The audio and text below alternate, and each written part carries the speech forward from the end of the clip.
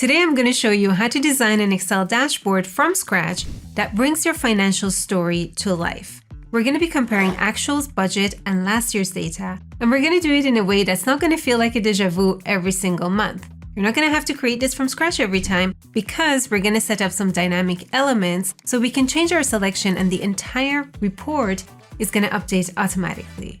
We'll also be calculating variance and adding charts so we can unveil the story behind the numbers with clear visualizations. We'll set everything up from scratch, and then I'm going to introduce you to an Excel add-in called Zebra BI, who are the sponsors of today's video. With their add-in, you can make the reporting process effortless and also get super polished professional reports. It's crazy how easy it's to use, but more on them later. First, we're going to have some fun setting up our dashboard in Excel. So this is where we're going to create our dashboard. We want to take a look at the sales performance of our different store locations, which are these, and take a look at the actual sales compared to previous year plan, add in some variance calculations and some charts. We also want to add a selection for year and month. So as you can see, currently I don't have anything fancy here. This is just a shape taken from a PowerPoint presentation. I have some text here and some formatting in the cells right here. Where are we going to grab our data from? So actuals and previous year data is in a tab called Actuals. Here I have my sales year-to-date information by year, month, store location, and my sales value. This is formatted as an Excel table called T-Sales. So this information can come from anywhere, right? This could be retrieved from another system. Maybe you're using an add-in to bring the data over to Excel. Maybe you're just copy and pasted it in this table, or maybe you've used Power Query to grab the data in this table, right? It doesn't matter where it comes from. It ends up in a table called T-Sales. Now our plan data is in a separate tab called Plan. Here we have a different structure. We have the store location in the rows, and we have the months in the columns. This is the plan data for the current year, which in this case is 2023. The first thing we need to do is to define our selections. To get the dropdown for the month, we are going to go to the Data tab under Data Tools, select Data Validation. Instead of any value, we're going to go with List. And for source, because I have the months already in the plan sheet, I'm just going to go ahead and select these and click on OK. That's it. Now I have my dropdown for the month. Now for the year, you could also add a data validation, but if you want to make it dynamic, you can also use a formula. So let's say I always want to show the current year. I can use the today function. This basically shows the current date. And then from this function, I'm just going to grab the year. So I'm going to put it inside the year function. And now I just have to make sure that the formatting of the cell is not a date, but just put it back to general and I can see the current year. So if you're using a formula, you probably want to make it visible that this cell is not for input. So I'm just going to copy and paste the formatting here, and you're probably going to want to lock this if you're sharing it with other people. Now comes the fun part. We are going to write the formulas that bring over our actual data first from the Actuals tab to our dashboard. Now my question to you is, what formula will you use to do that? Because remember, we have to make sure that the combination of year, month, and location is going to match so that we bring over the correct number. What are you going to use? Let me know in the comments. So I'm between index and match and XLOOKUP. I'm going to go with XLOOKUP. Let's get started. XLOOKUP. My lookup value is a combination of these three. So I'm going to start with the year. I have to make sure that I fix the year. So when I pull down the formula, the reference to the year cell is not going to shift. So let's fix it using F4. Now I'm going to use the ampersand because we want to bring in the month as well. Again, let's fix it with F4 and the store location, which is right here. That's going to be my lookup value. My lookup array is where I'm looking it up. Well, it's in this table, and I have to just make sure that I'm referencing these in the same order, right? Year, month, and store location. So let's just select that. Year, ampersand, month, ampersand, store location. I'm using a table, so I don't have to worry about the dollar signs here. That's my lookup array. My return array is my sales column. That's what I want returned. And in case something isn't found, let's go with quotation, quotation, close bracket, press enter, and that's our sales data for the current year selection. So if I switch this to October, everything updates and brings over our October data. Now, for the previous year, I'm just going to take this cell, copy it, and paste it here.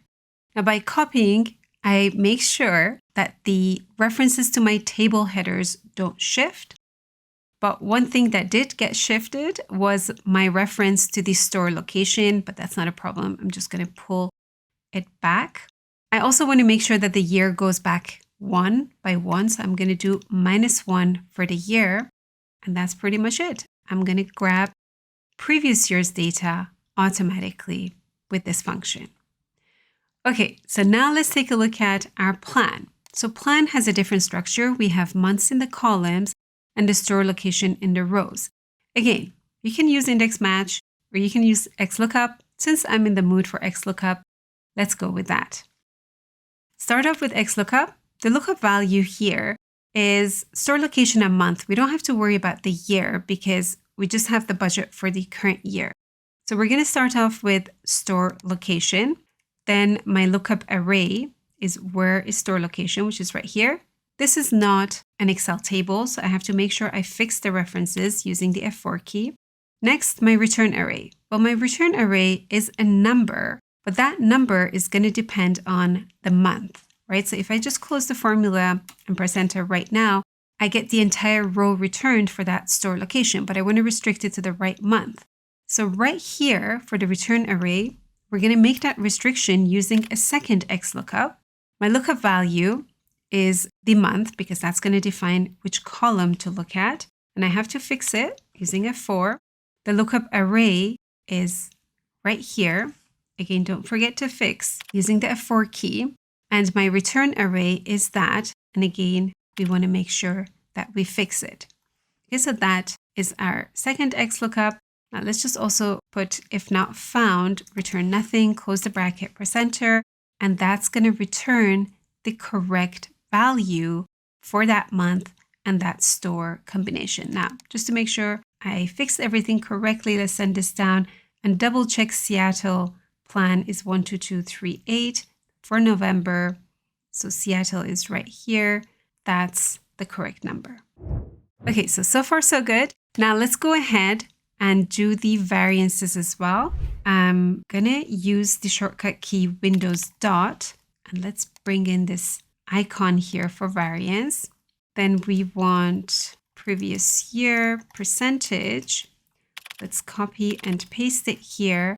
And this is gonna be plan percentage. Okay, so the formula here is gonna be the actual divided by previous year -1. Right? So that's a great shortcut formula that you can memorize. It's always current divided by old -1. If you're wondering how that works, I have a detailed video on this and I'm going to link it in the cards and in the description. Okay, so let's send this down. Now, one thing I do want to make sure is that in case I don't have any previous year data or something is missing, that I don't get error values here. So let's wrap this inside the if error function. If this results in an error, I want to return nothing. So far, so good. Let's actually drag this over and just correct the reference for actual. Right? So now we have actual divided by plan -1. Let's send this down as well. Okay, we're just going to quickly update the formatting of these. Use the shortcut key Control-1, number formatting, use 1000, separator, and 0 decimal places. So we've grabbed all the data. Everything should be dynamic. If I am in May, all of this update automatically. It's time to add in some visualizations. So let's add a column chart that compares actual with plan. And then we're going to add another chart for the variances. So I'm going to select this. I want plan, so I'm going to hold down the Control key and select the plan column, including the headers. Go to Insert and insert a column chart. Then let's just place it on this side here and update the formatting. So for actuals, I want this to be a dark color and plan should be a lighter color. Now, this is really going to depend on the guidelines that you have at your company, which colors you are using for which series. For the chart title, let's quickly add it in. Now, let's go ahead and add another chart for the variance. I'm going to remove the shape outline as well. So let's go with no outline. Now, for the change to previous year and change to plan, I want to have those as a chart as well. So I'm going to select the store location, including the header, which is empty. Hold down Control and select the change to previous year. Go back to Insert and insert a column chart. What I want to do is place it below this one, but we just have to update the formatting of this because currently it doesn't look that great. Let's remove whatever we don't need. I'm going to add the data labels directly to this, and I want to remove the axis, but I don't want to remove the line. I just want to remove the labels. So I'm going to bring up the chart formatting options by just double clicking somewhere. Select the axis, go to options here under labels. For label position, I'm going to go with none. Now for the color of my series, I'm going to select a series, go to color options and select invert if negative. This way I can pick two different colors. One color for positive values, this one I'm going to have as green, and another color for negative values. This one I'm going to go with this light red. Let's just update the formatting of this slightly as well. I want to go to Format, go to Shape Fill, No Fill, Shape Outline, No Outline, and I just want to move this below this chart so we can easily see the change for each single store location. Now we do have to play around with this to make sure everything overlaps nicely, but you have the option of controlling the pot area, which is that inside bit, and the entire chart area. So after playing around with this, got it to match. Now I just want to place it below this chart. Okay, so now we immediately have the change to previous year, and it really depends on how big or small you want to make this chart. If we switch our view now from November to October, everything updates automatically, right? We can see it over here. Now we could also create another chart just like this for change to plan and place it below here. So it's really up to you on what you want to showcase and what your management wants to see. Now, by looking at this closely, we can see that New York isn't doing so well, right? This is actual compared to previous year. They're doing worse than previous year, and they are doing a lot worse than what we budgeted. Honestly, Excel charts are great, and I enjoy the process of making them, but they can be very time consuming and very manual, especially if you want to create really professional charts that pack a lot of information without overwhelming the reader. That's why I'm super excited about this add-in from Zebra BI. It's called Zebra BI for Office. And I just want to show you how easy it is to use and how professional the outcome is. So we are going to go back in time, and instead of creating all these charts, we are going to use the add-in. So we don't even need to bother to calculate our variances because the add-in is going to do it for us. And we also don't need to worry about having a nice table design because again, the add-in is going to do it for us. So I'm going to remove this empty row that I just used for formatting because I don't want it to cause any problems either. To get the Zebra add-in, you're going to go and find add-ins in your Excel version. So Zebra add-ins work from Excel 2016 all the way up. I have Office 365 and the location of add-ins has shifted. It used to be in the Insert tab and now it's in the Home tab. So just go to add-ins, get add-ins, and then search for Zebra. You're going to see Zebra BI tables for Office and charts for Office. Now let's just start off with the tables one. I'm going to click on add and continue. Now it immediately tries to pick out my data range and it picked everything out correctly and I get my table, my data is formatted in millions. You can adjust this if you want. I have previous year actual and plan, change to previous year, change to plan, and the percentage variances. So all of this were calculated by itself. I didn't have any columns for them there. The add-in generated these for me. Now, you can update these as you want. So for example, let's say I want to have actuals first. I don't want it to be in descending order. I actually want it to show the data set the way I have it here. So I want the data source order. I'm just going to click on this, click on it again, and now I get everything sorted as my data source. Let's just make it a bit smaller here. I'm going to collapse the ribbon so we can see more of this. Now, take a look at this. I'm going to shift my view to October. Everything updates automatically. Let's go to April. Let's go to June. Everything is responsive. Now, you can update colors. You can update your data range. So a lot of options are hidden here. In the first one here, we have the data source range. So in case your data wasn't picked up correctly, you can update it here. You can use an Excel table or a pivot table as well. We can see that the columns were recognized properly by the add-in. So the actual column is in actual, PY column previous year and plan. We also have the opportunity to add in forecast and comments. Now the comments are great because you can add dynamic annotations to your charts, which is quite difficult to do in Excel. But let me demonstrate that really quickly because that's really cool. So let's say we had a comments column here. Optimally though, you would have your comments column in your data source. So you have historical comments and you'll bring them dynamically to your dashboard. But just for the sake of demonstration, I'm just going to put in some comments here. Let's say New York City didn't perform well because there was low demand, and San Diego performed really well because they had a new sales force. Okay, so I added the comments. I want to bring them in my chart. So let's go ahead and update the data source range. I'll shift the E to F, click on OK, and my comments are immediately there. So what happened here? Oh, there was low demand in New York. How come they performed so well? They had a new sales force. Now, these are dynamic. So if, for example, in Brooklyn, let's say Brooklyn didn't perform so well because their new CEO isn't so great, we add it in, it automatically pops up in here. Now you also have a lot of settings here, so you can adjust what the title of these should be, how you want to show the variance, if it should be absolute, relative, and so on. All of these are adjustable.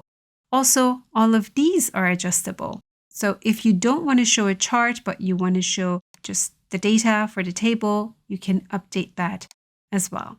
Lots of settings here that can be tweaked, and it makes the entire process super easy. If you just want to show a table, you can click on this arrow to go to the next page, and this is just showing you the table view. To remove the chart, we're just going to go here and select delete. And that's it, it's gone. Now let me show you the other one, which was Zebra BI for charts. So we're going to go to Get Add-ins, search for Zebra BI charts, add this in, and it's immediately going to create our responsive chart based on our data set. Our annotations are here. If you want to bring attention to the variances, currently they're too small, we can't really see it. We're just going to break the chart here so that we can concentrate more on the variances. Now, in addition to these options, you can also go ahead and change the layout of the chart. So currently it's responsive. You can switch it to just a waterfall chart.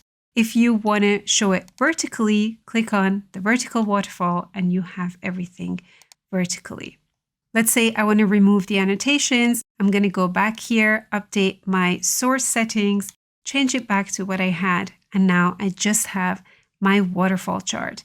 Now again, you can go to the next page and get another chart type suggested. Here we have an integrated chart where we can see the data for actuals, change to budget, as well as previous year values. We also have a variance chart above.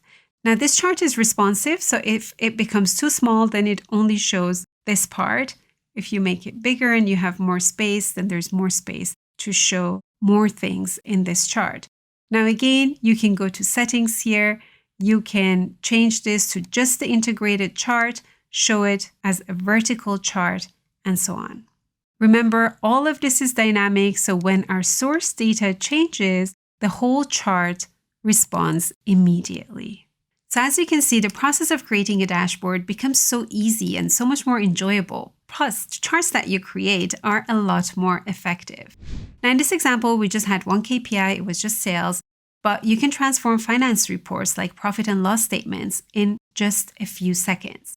So one aspect I find incredibly useful is Zebra BI's commitment to clarity and accuracy, which is validated by their IBCS certification. So this means that the reports that you create aren't just visually engaging, but they're also structured in a way that's easy for decision makers to understand them and to interpret them. The great news is that you can test it all out for free. You can get this add-in from the Office app. In the free version, you are going to notice a watermark on your charts. Because Zebra BI is sponsoring today's video, I'm able to pass along a special deal just for you. So in the description of this video, you are going to find a link which will give you an extended 30-day trial to their Pro version, which is the version that I'm using right here.